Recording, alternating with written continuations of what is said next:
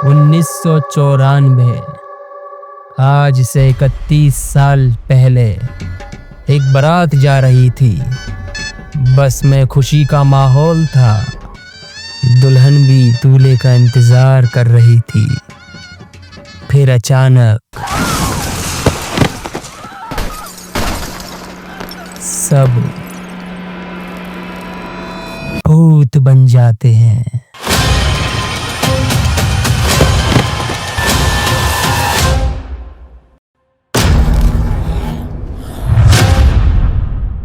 Video start करने से पहले मैं आपको बता दूं, ये जो स्टोरी भेजी है ये भेजी है हमें आमिर दीवाना भाई ने। आगरा की काफ़ी बड़ी हस्ती हैं। आप चाहो तो इनसे खुद जाकर पता कर सकते हो कि ये कहानी सच है या झूठ। और कैसे हो सभी लोग। मैं बात कर रहा हूँ आगरा के उस वक्त की कि ना तो उस वक्त पर इंटरनेट हुआ करता था और ना ही सोशल मीडिया इतना एक्टिवेट हुआ था।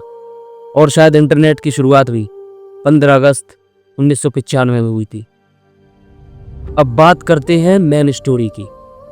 9 तारीख 1994 में एक बारात जा रही थी। रात का टाइम था, सब बहुत खुश थे। इनफैक्ट दूल्हा भी उसी बस में था। लेकिन अचानक मालूम पड़ता है कि बस का ड्राइवर उस दिन बहुत ज़्यादा दारू पिए हुआ था।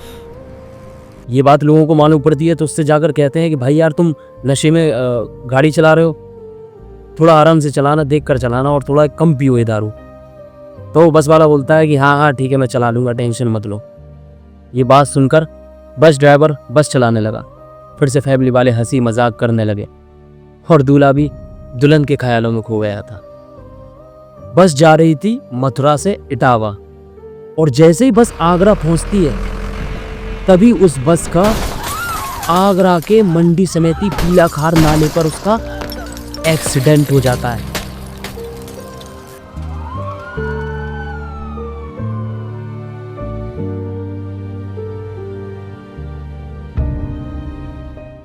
बस में कम से कम 50 लोग होंगे।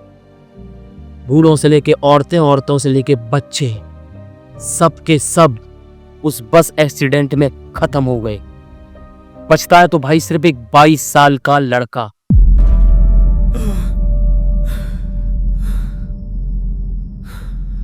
सिर्फ उस लड़के के अलावा उस बस एक्सीडेंट में कोई नहीं बचा था। किसी का हाथ अलग पड़ा हुआ है तो किसी का पैर अलग पड़ा हुआ है। ये उस वक्त का सबसे खतरनाक एक्सीडेंट था। अब चलते हैं भूतिया स्टोरी पर।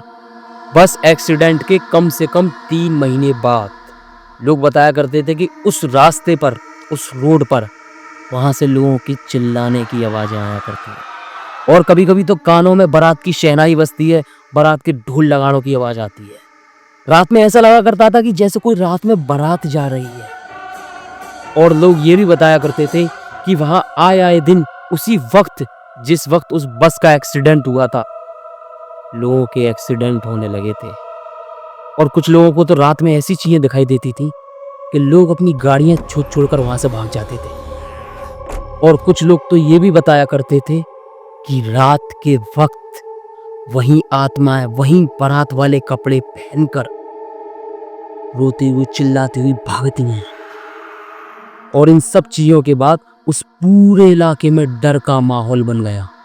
लोग वहां पर 8 बजे के बाद उस रास्ते से निकलना बंद करते थे।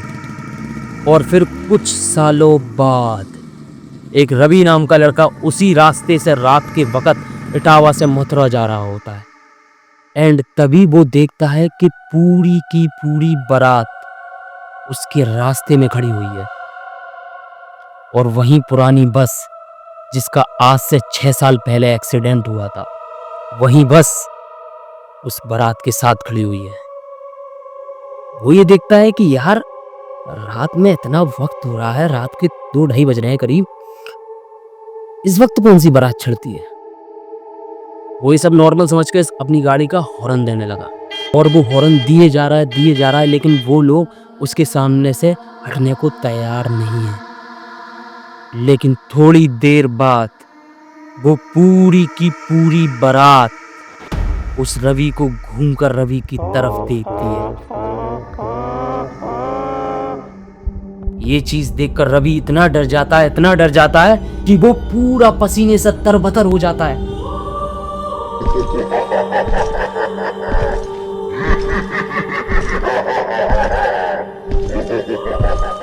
उसने ना सोचा समझे तुरंत वहां से अपनी गाड़ी छोड़ी और वो वहां से भाग लिया।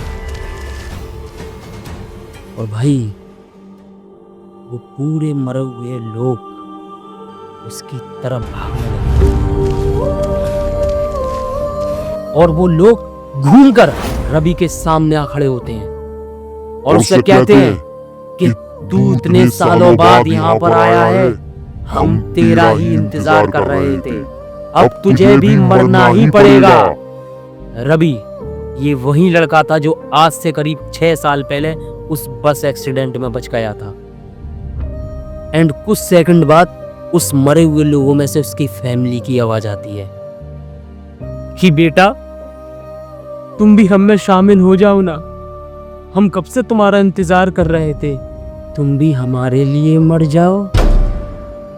और दोस्तों वो कहते हैं ना कि मरने के बाद कभी कोई भी अपना नहीं होता, वही चीज रवि अपने सामने फेस करता है। और फिर रवि इतना डरा कि वो 1 किलोमीटर तक भागता रहा और हनुमान चालीसा पढ़ता रहा। और उस रास्ते पर भागते भागते रवि बेहोश हो जाता है। और फिर सुबह उसकी आंख खुलती है तो पाया जाता है कि रवि एक चाय की टपरी पर लेटा हुआ था। उससे लोग कह रहे थे बेटा कहाँ से हो तुम उस रास्ते पर पड़े हुए थे, वहां से हमने तुम्हें उठाया है। तब जाकर वो पूरी सच्चाई उन वहाँ के लोकल एरिया में जो लोग रह रहे थे उन सब लोगों को बताता है कि मेरे साथ ऐसा हुआ है कल। वो इतना डर गया कि वो अपना अकेला घर जाने को तैयार नहीं था। पर वहीं के लोग उसे मथुरा छोड़ कर आए उसके घर पे। फिर कुछ दिन बाद उस मंडी समिति के सामने एक छोटा सा बाबा का मजार बना दिया जाता है और उसी दिन से ही वहां से धीरे धीरे करके सारे एक्सीडेंट बंद हो गए और वो जो चक्कर वहां पर था आत्माओं का वो भी धीरे धीरे खत्म होने लगा। लेकिन फिर सन आती है 2018 में आगरा काफ़ी ज़्यादा डेवलप हो चुका था। वहाँ रोडों का काम चल रहा था, रोड बन रहे थे, कंस्ट्रक्शंस का काम चल रहा था बहुत ज़्यादा। उसी कंस्ट्रक्शंस के बीच में वहाँ पर जो मज़ार था, लोग उस मज़ार को तोड़ देते हैं। और अब तो सुनवाई में आता है कि जब से वो मज़ार वहाँ से टूटा है तब से आया है दिन उसी वक्त पर वहाँ एक्सीडेंट होने लगे।